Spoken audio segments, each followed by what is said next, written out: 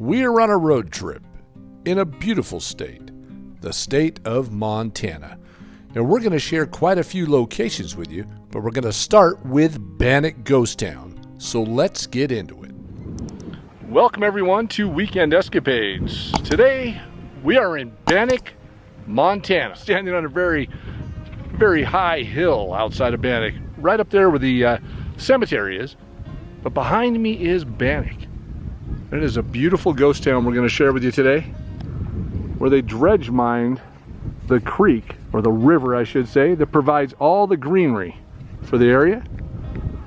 This town has had a tremendous amount of tragedy and success, and it is a very large ghost town. Come along with us and join the adventure. Now, Bannack in Montana were known as one of the last frontiers. Now, Willard Creek runs through here, and that was named by Lewis and Clark. And they dredged mined this area for gold. And this creek in 1862 was renamed to Grasshopper Creek due to its large population of course, grasshoppers. Now, Grasshopper Creek's gold was unlike any other, as it was 99.5% pure compared to most gold at 95%. And the miners just continued to flood the area of Bannack. Now, the people who flooded the area weren't just miners. It included deserters from the Civil War, outlaws, and businessmen intending to profit from the many newcomers to this area. Original walls and lath and plaster. And this is a haunted ghost town. We've seen a tremendous amount of videos and information from people about this little ghost town and things that happen here. You can see they're starting to restore a couple more because these buildings are extremely old. They really do give you that haunted vibe too, with the attic spaces and the lath and plaster and everything falling down. And this is the Turner House. You can see the outside, the old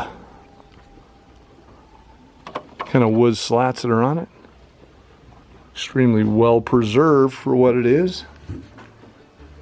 But you can look at the walls and the ceilings in here that gives you that old west ghost town vibe for sure. You're not going to catch me sleeping in here at night, especially not on that bed.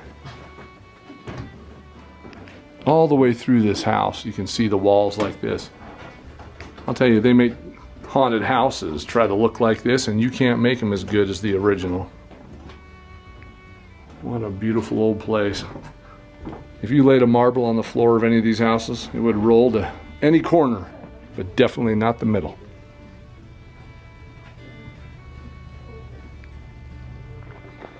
Now, this is the Bannack Lodge 16, 1871 to 1921.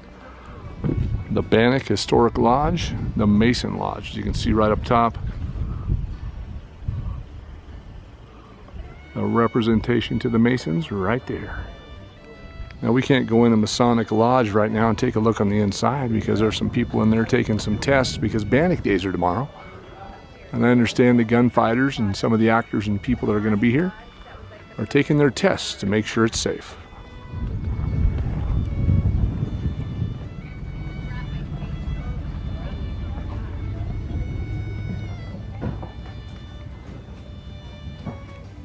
The aged walls and the distress that these buildings have, you can't make that up.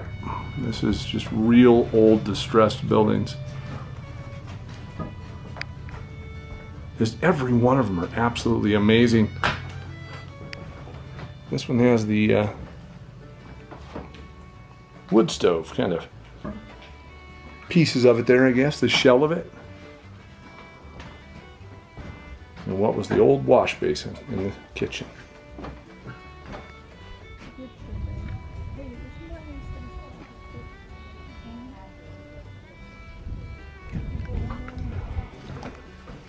So this is the Gibson House.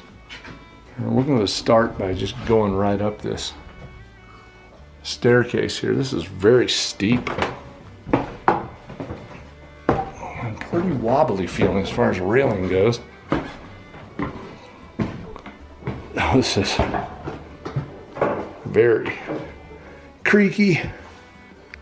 Kind of spooky almost going through here. Everything just looks haunted. Of course, not everybody believes in that kind of stuff, but that's okay. Some people have experiences and some people don't. Me, I'm just filming for fun. You can see all the rooms had the piping for the stoves straight through the floor there. I kept the heat in all the rooms for sure. There's no shortage of lath and plaster. Well, some's still there and some isn't. Well, this is Hotel Mead. Now this is supposed to be the most haunted building on property. Most of the ghost hunting shows and things are shown right here in this hotel. And we're gonna get right into it.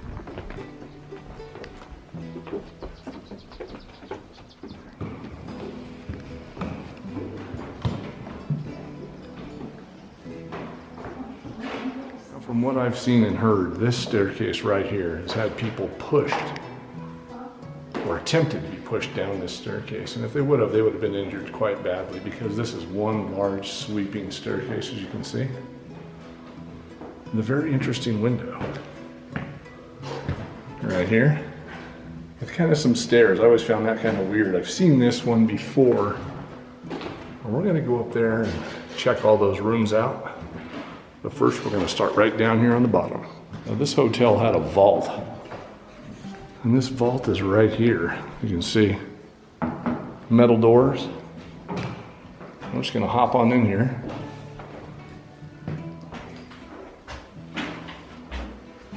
In the vault, maybe that's where they kept the valuables of people that stayed here in the hotel.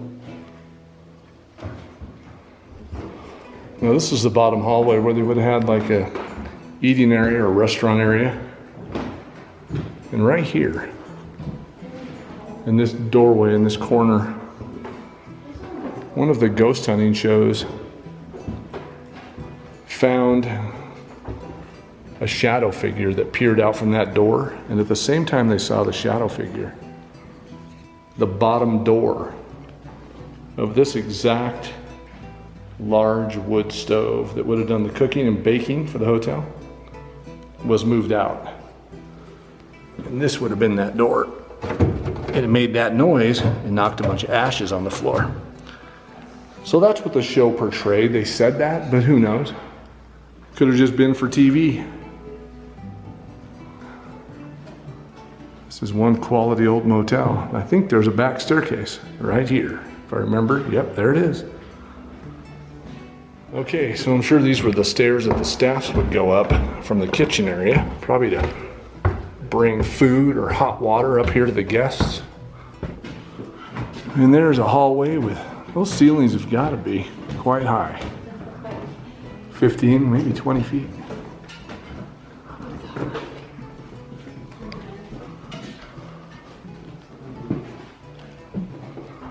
This would have been the back exit, I guess.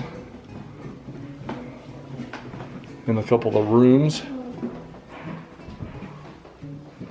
at the back of the hotel. Let's see if there's a balcony out here where that door leads to. And there might have been one at one time, but it's not there now. Now this is the back side of the hotel, but as you come upstairs, you turn to the right and there's more rooms up here because it is really warm up here. You never know, you might catch something on camera when you're walking around in here. What I've caught for sure is one amazing old Hotel Mead. Now these rooms must have been like the suites because look how big they are. And look at the ceiling. That's gotta be 15 feet to the top. They would have been heated really well and vented. But back here is where the room probably had the bed in a separate area.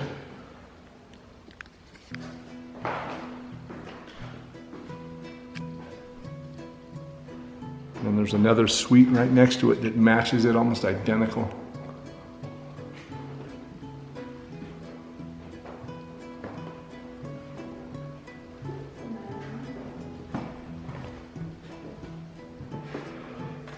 So this is the doors, the double doors that go downstairs. You can see that's where we were standing at the very bottom. And this is where the gentleman was standing at the top, and he was holding the rail and he was pushed from behind. He said if he wasn't holding the rail that he would have fell to the bottom, and that would have been just hideous because that is a long ways down and a windy staircase.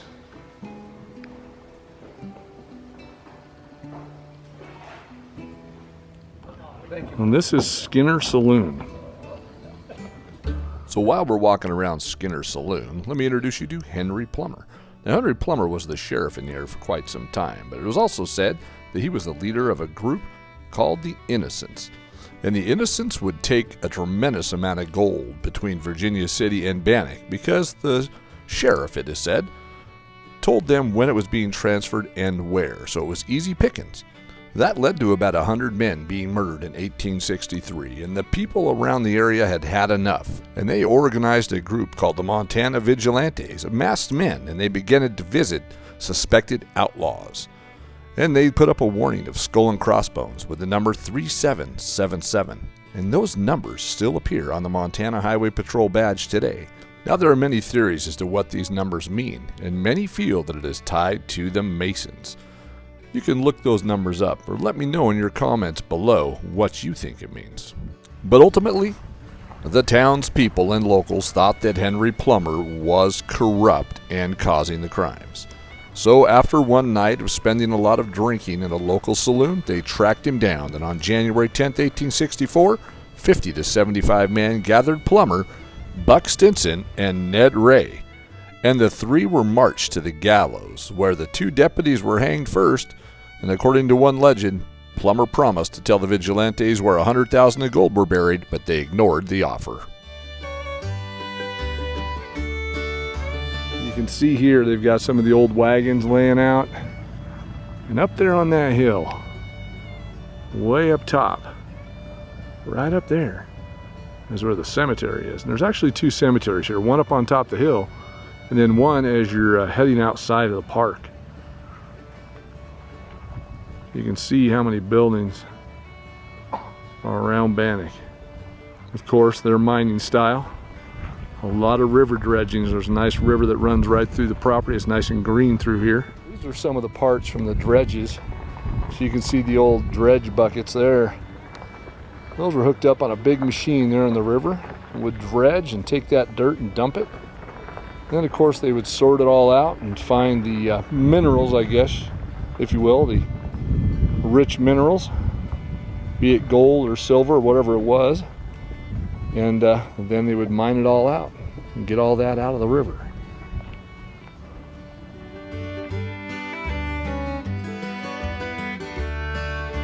Well, this is the Ovid General Store. As you can tell, most general stores have the same look to the front.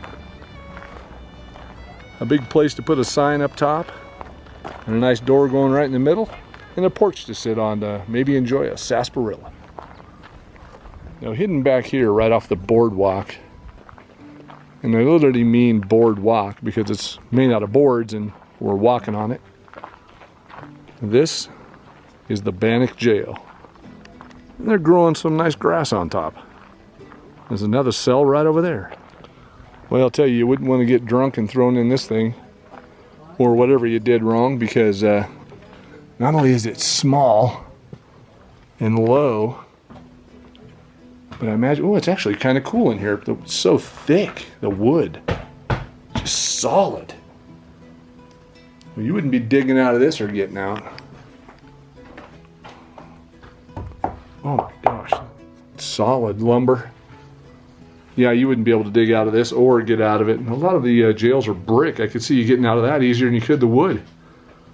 Everybody has carved their names into this one.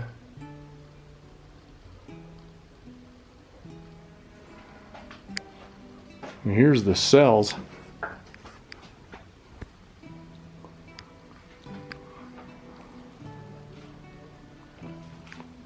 So each one of these would have been a cell, I guess. The heavy doors. And then this is probably a little window to feed them with. Feed them right through there so you don't have to open up the door and mess with them and take a chance. And the big iron bars on the windows. Now that one over there was like a 2-cell jail. And this one here got a little bitty window right there with some bars, but built the same way except for the floor. Maybe this was the original one and they made a bigger one because Bannack was growing. And as a town like this grows, people thieve and steal and do whatever they do. And you just need more space to put those criminals away. But here's what's funny about this one. Maybe not funny, but you see those right there?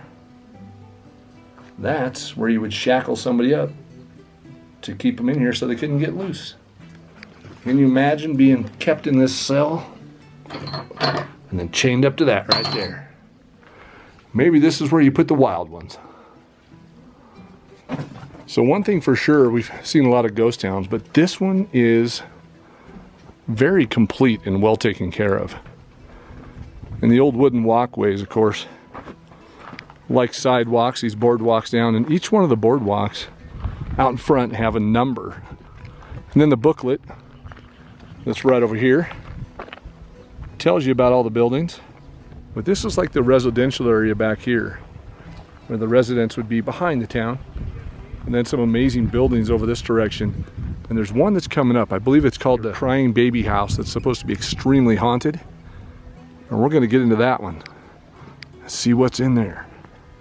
So this is the Bessette House, and this is one is said to be haunted. Now they said when they had a major sickness roll through town, that they had the kids here and quarantined them and used this as like a medical quarters.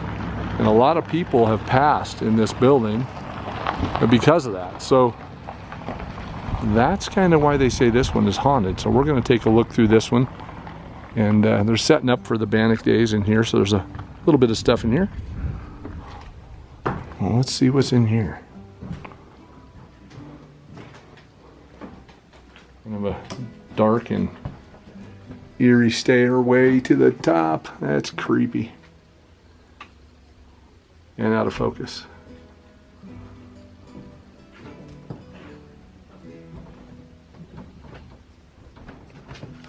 Up we go. No handrail. And a very steep.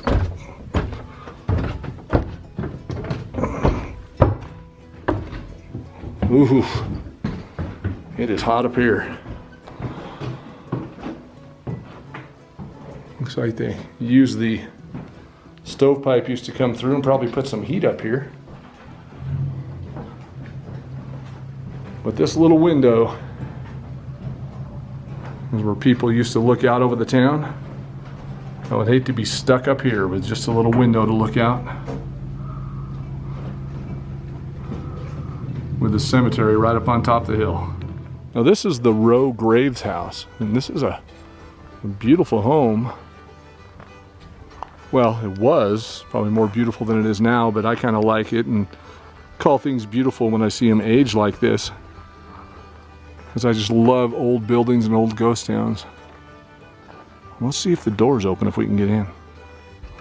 The door is open. Ooh, with a creaky, eerie noise.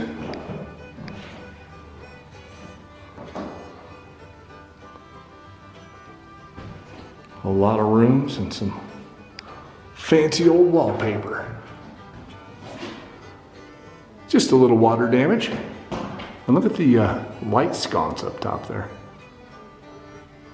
But that was beautiful in the day. I can't imagine how beautiful these homes were when they were new. You can see the windows looking out towards the street of the old mining town. Now, an old ghost town. This is a very big house. I would probably gather that this house is about 2,500 square feet. I mean, for back in the Old West, that's a really large house. This is probably the kitchen area. Or like a cabinet and pantry. Almost looks like a washroom. Yeah, look at that. Or flower bins. They pulled out of there. And the back porch, or a mud room, as a lot of people call them. Now this house was probably considered extremely fancy with its laundry room and the way the kitchen was put together, and the old louvered shutters still working. But both front windows had the nice louvers to keep the sun out or let the sun in, either one. These are like smaller mining shacks that are here. I think what they've done is, well, it looks like they've been here for quite some time. They're really dug in the ground. But they might have moved a couple of them and put them back here to preserve them, because they are just right, in the neighborhood, right? So this is the main street right out here. And this is the house we were just in. And I believe that's the church right there. Let's go see what that is. Let's check these doors and see if they're open. There they are.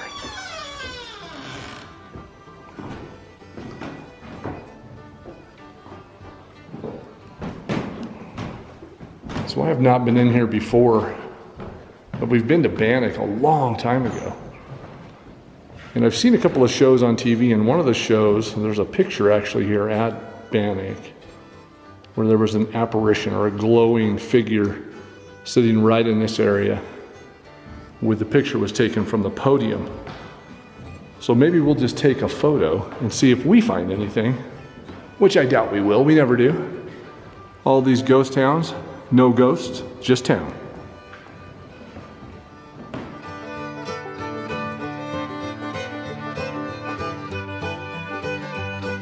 Now this is the bootlegger's cabin. And what they've done for Bannack days, they've turned it into the corner Mercantile. Got a nice sign out front. There's just no shortage of buildings here, and you can see some people are setting up to have a good time over the weekend.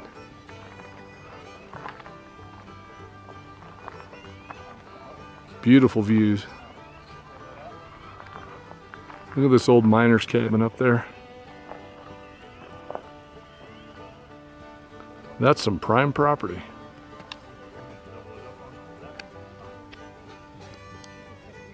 There's a little Bannack rabbit. Look at it. Oh, there, oh. He's twitchy. There he goes. After seeing that cute little rabbit, here's a little bit more history. By 1863, the settlement of Bannack had gained some 3,000 residents and applied for the U.S. government for the name of Bannack, which is spelt with an O. But they didn't use an O. The government, I guess, messed it up. There's a shocker. And they used an A and called the town Bannack, and the name's been there ever since and still remains. It looks like they had to seal up the hole on that one. Maybe people were still trying to use it. Well, this is the climb up the hill to get to the cemetery that's right up there. And we're only part of the way up. But look at the setting for Bannack. Absolutely beautiful. And the old hotel, Mead, right off in the distance. After a very steep climb to the top, this is the fence that surrounds the Bannack Cemetery.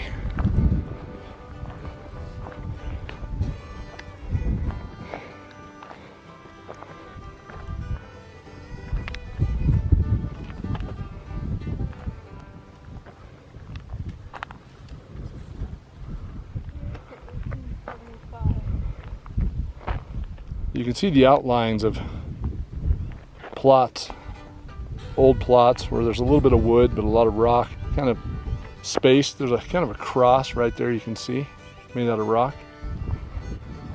Kind of these forgotten plots with no headstones. There's quite a few of those, and a lot of wood around it where they obviously had that surrounded and fenced at one time. It probably looked pretty nice. But up here on this hill, weather would take its toll on all of these wood corralled plots. The bigger ones are right up there on top of the hill in the trees. So it looks like the meeting has adjourned. So we're gonna see if we can get into this Masonic Lodge now and just take a quick peek at what's going on here.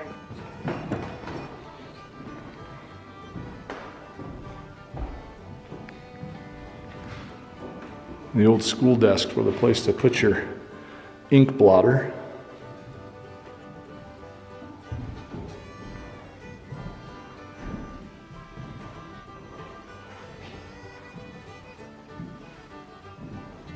And we're going to head up the outside stairs. They go upstairs here at the lodge. Now, this lodge was built in 1871, and it was built 2-story. The downstairs was given to the school. The upstairs, of course, was kept for the Masonic Lodge. And you'll see that lodge right here as we kind of walked around and filmed just a couple of things. What do you want the jewels? Oh, what I do? What I do? I know. I loved it. I did. It was beautiful. Thank you. I won't forget it. Thank you. Now you're going to see above the chest right here that there's a couple of chairs, and the one on the right actually has an Old West bullet hole in it from a gunfight. Yeah, it'll be fun. We hope you enjoyed this adventure to Bannack Ghost Town, and we can't wait to share with you what comes next. And that's going to do it for Bannack Ghost Town, this amazing visit to this beautiful location. And until our next adventure, goodbye from Weekend Escapades and Bannack, Montana. And we'll see you in the next one.